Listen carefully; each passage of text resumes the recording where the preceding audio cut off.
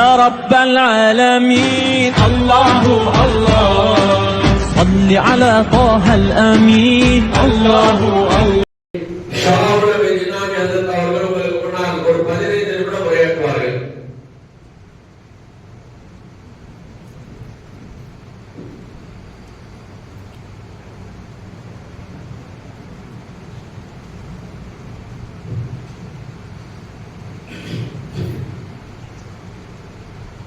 Assalamualaikum warahmatullahi wabarakatuh.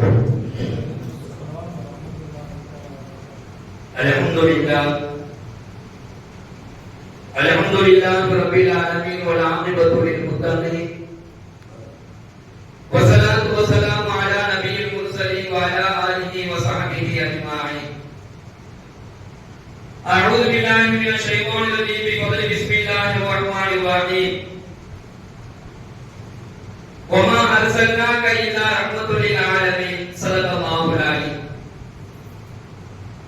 وقال نبينا صلى الله عليه وسلم إن الله لا ينظر إلى صوركم وأجسامكم ولكن ينظر إلى قلوبكم وأعمالكم وصدق رسوله النبي الكريم ونحن على ذلك من الشاهدين والشاكرين والحمد لله رب العالمين.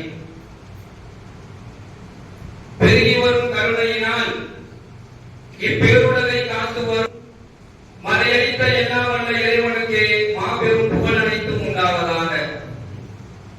சாந்தி மதம் ஏந்தி வந்த சத்திய தூதர் சன்மார்க்க போதகர் சர்தாரே ஆழம் நம் உயிரும் மேலான உயிருக்கு உயிரான நபிகள் நாயகம் ஸல்லல்லாஹு அலைஹி வஸல்லம் அன்னவர்களின் மீதும் உதிரம் கசிந்தாலும் உறுதி கசியாமல் அன்னாரின் அடிச்சுவடுகளை அப்படியே பின்பற்றிய உத்தம சத்திய சஹாபாக்கள் தாபீன்கள் தபா தாபீன்கள் சாலிஹீன்கள் சுஹதாக்கள் நல்லோர்கள் நாதாக்கள் அன்பியாக்கள் அவுலியாக்கள் அனைவர்களின் மீதும் அல்லாஹ்வினுடைய தூதரினுடைய போதனைகளை கேட்பதற்காக வேண்டி இறைவனுடைய கட்டளையை நிறைவேற்றிவிட்டு இங்கு அமர்ந்திருக்கக்கூடிய நம்மவர்களின் மீதும் நம் குடும்பத்தார்களின் மீதும் இந்த உலகத்தில் வாழக்கூடிய எல்லா மக்களின் மீதும் ஏக இறைவனின் சாந்தியும் சமாதானமும் என்றென்றும் உண்டாவதாக.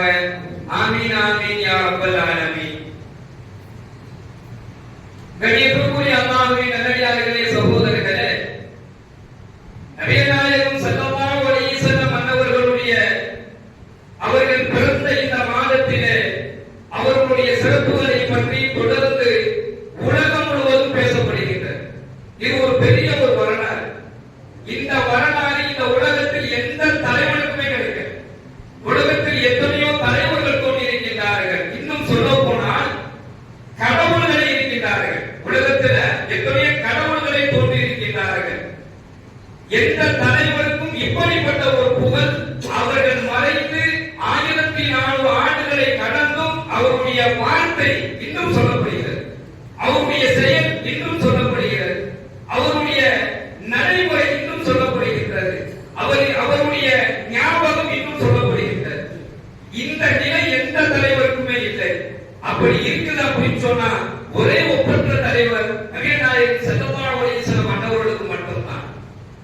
மீலாது நபியினுடைய வரலாற்றுகளை நாம் எடுத்து பார்த்தால் மீலாது மேடைகள் இதற்கு முன்னால் எல்லாம் மிக பெரும் நிலையிலே நடந்தது என்பதாக நடந்த நிகழ்வுகளை நாம் எடுத்து பார்க்கலாம். இன்னைக்கு சொல்ல போனா திராவிட முன்னேற்ற கழகம் முதலாக கலைஞர் பேசிய மேடையே மீலாது மேடைதான். மீலாதினுடைய மேடையில் கலைஞர் பேசியதை பார்த்துவிட்டு தான் அண்ணா கூப்பிட்டாரு, யாரு ஒரு குழு நல்லா பேசுறாரு. மீலாது மேடையிலே தன்னுடைய கன்னி பேச்சை துவங்கியவர் நாட்டை ஆளக்கூடிய ஒரு அந்தஸ்தை பெற்றார் என்பதாக நாம் பார்க்கிறோம். அந்த அளவுக்கு மீலாது விழாக்கள் ஒரு நேரத்தில் ஒரு காலகட்டத்தில் ரொம்ப சீரும் சிறப்புமாக அனைத்து சமய சமுதாய மக்களையும் அழைத்து நபியினுடைய வாழ்க்கை வழிமுறைகளை எல்லா மக்களும் பேசினார்கள். எல்லா மதத்தவர்களும் பேசினார்கள். எல்லா மத போதகர்களும் பேசினார்கள். எல்லா மதத்தில் இருப்பவர்களும் அவர்களுடைய வாழ்க்கையின் வழிமுறைகளை மக்களுக்கு எடுத்து சொல்லக்கூடிய ஒரு சூழல் இருந்தது.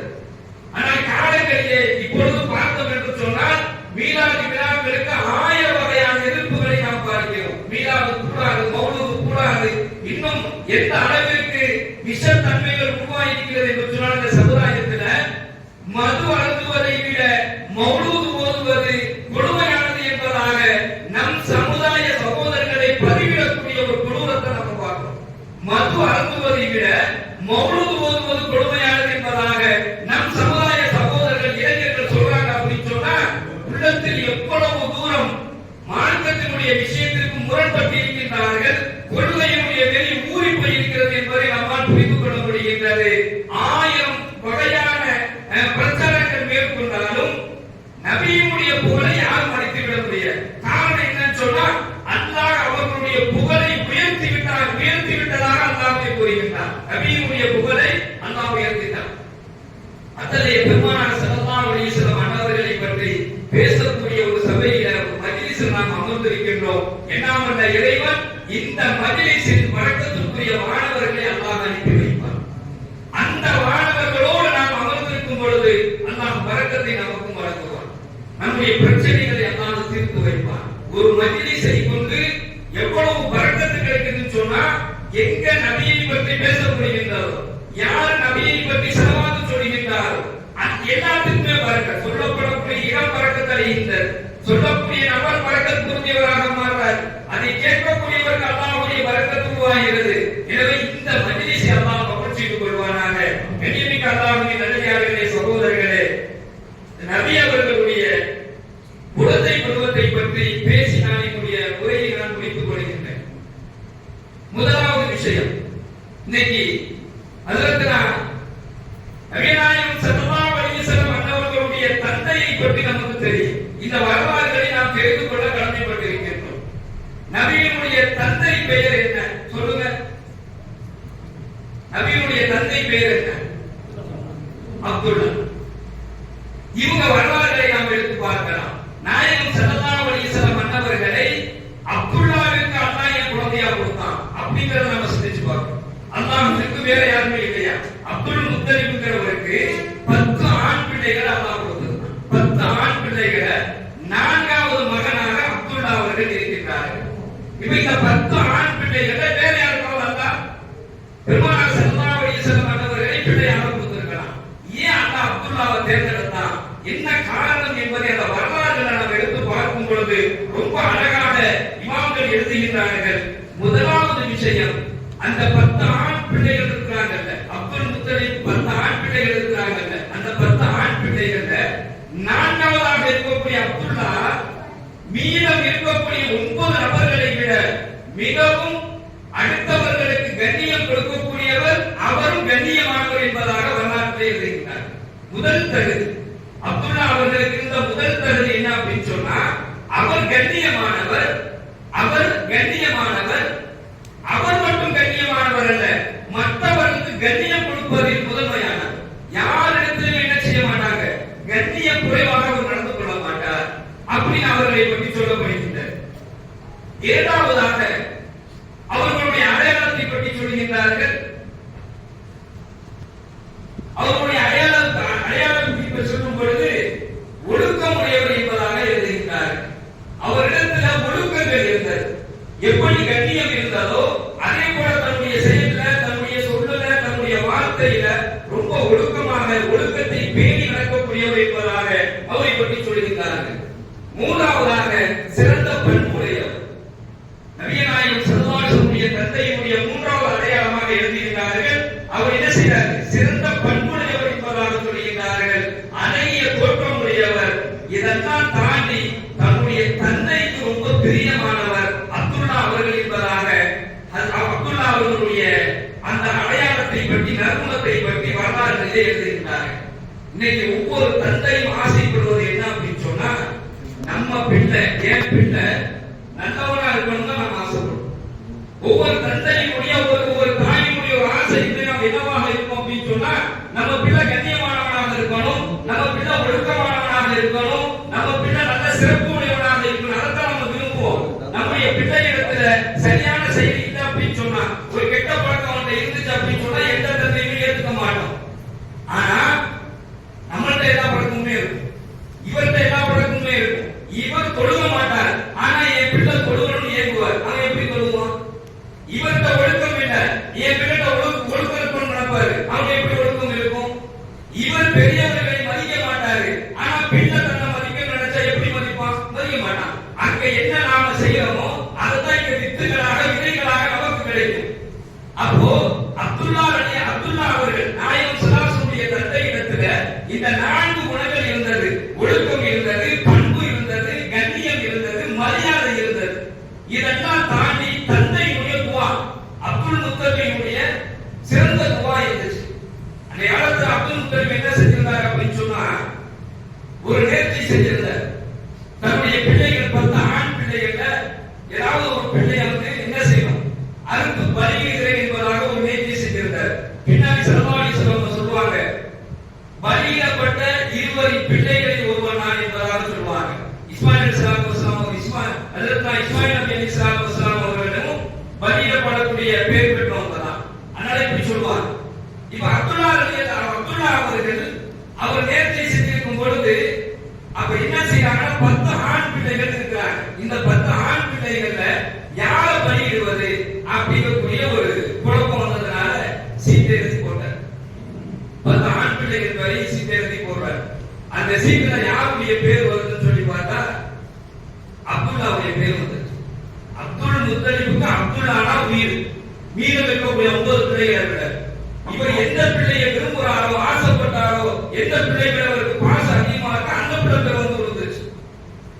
மனம் வரவில்லை. உடனே என்ன செய்யறாங்க அப்படின்னு சொன்னா, அந்த காலகட்டத்தில் இந்த குறி சொல்ற ஆட்கள் இருப்பாங்க.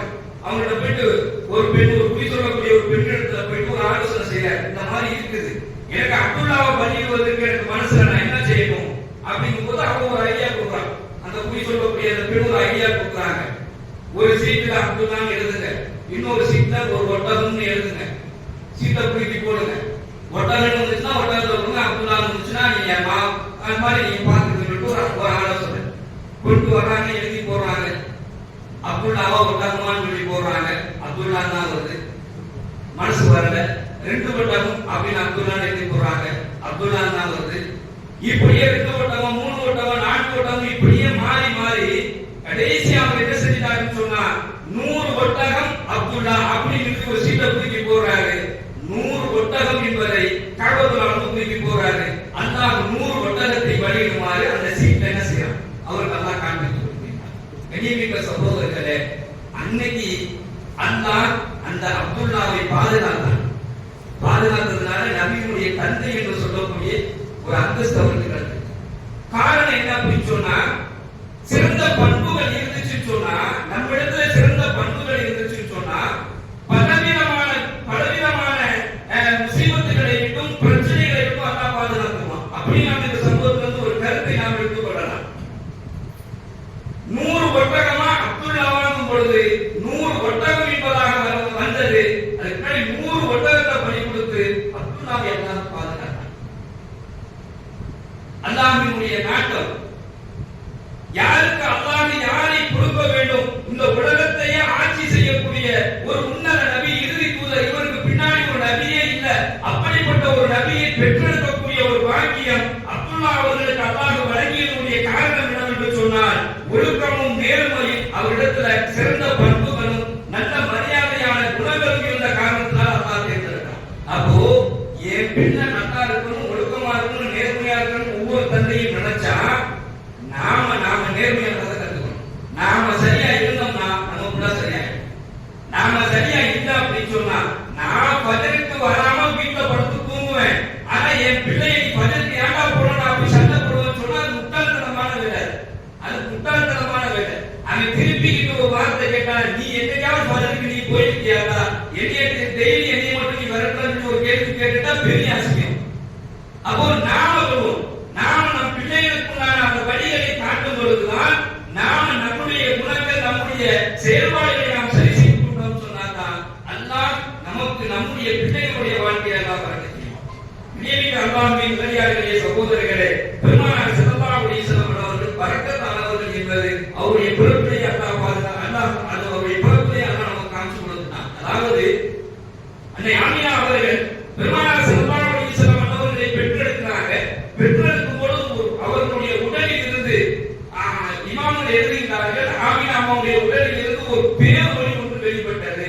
அந்த பேர் ஒளியுடைய பிரகாசம் ஷாம் தேசத்தினுடைய கோட்டையை என்ன செஞ்சுச்சு?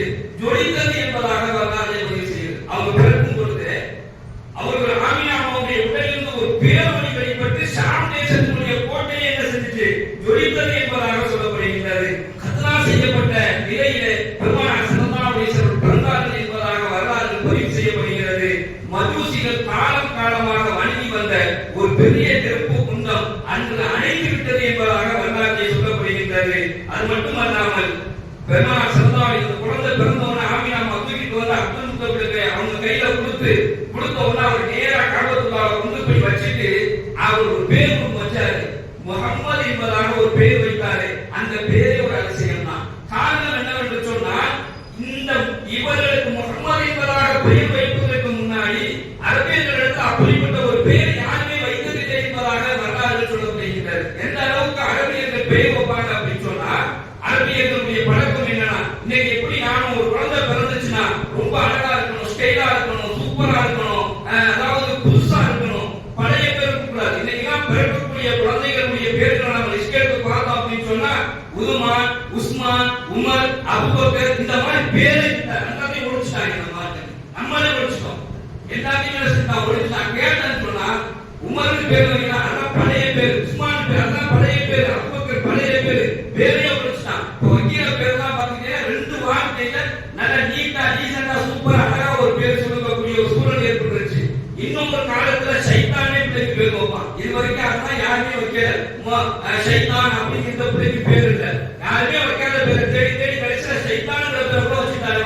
இப்படி சைத்தான் வைக்க வேண்டியதான். இப்படி மாறிக்கிறதுக்கு சமூகம் பெருமானார் ஸல்லல்லாஹு அலைஹி வஸல்லம் பிறந்த உடனே முஹம்மது என்கிற பெயரை வைக்கிறாங்க. அரபியர்களுக்கு ஒரு பழக்கம் இருக்கு. என்னன்னு சொன்னா ஒரு குழந்தை பிறந்துச்சு சொன்னா அந்த குழந்தைக்கு அவங்க எப்படிலாம் பேர் கேட்பாங்கன்னு சொன்னா வானத்திலிருந்து பொழியக்கூடிய மழை, அந்த மழை வந்து ஒரு இலையிலேயோ ஒரு கல்லையோ அது பட்டு அதை அப்படி தெரிக்கக்கூடிய அந்த தெரிந்தலை பேரை வைப்பாங்க. அவ்வளவு தூரம் சிந்தித்து யோசித்து பேரை தேர்ந்தெடுக்கக்கூடியவர்கள். முகமது பேர் தான் மறந்து வச்சிருந்தான். அப்துல் முத்தலிப் தான் பேர் முதல்ல வச்சார்.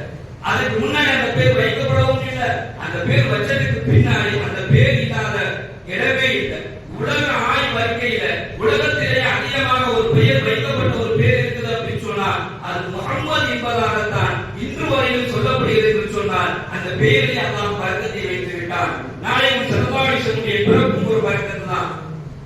அந்த ஆமினா அம்மா அவர்கள் அந்த அரபுலத்துல ஒரு பழக்கம் இருந்துச்சு. குழந்தை பிறந்துச்சு அப்படின்னு சொன்னா அந்த குழந்தைக்கு பால் கொடுப்பதற்கு செவிலி தாய்களை தேர்ந்தெடுப்பார்கள்.